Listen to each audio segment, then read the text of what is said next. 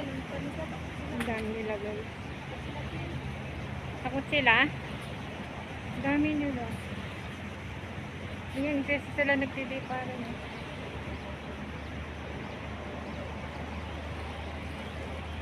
Diyan sila nakatambay sa tabing dagat.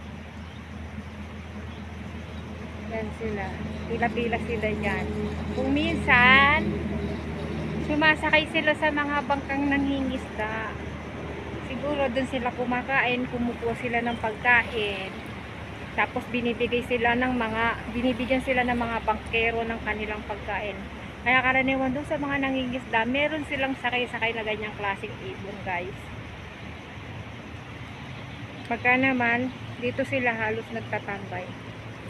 Yan, isa-sila dyan. Ang dami nila guys, kilalaki.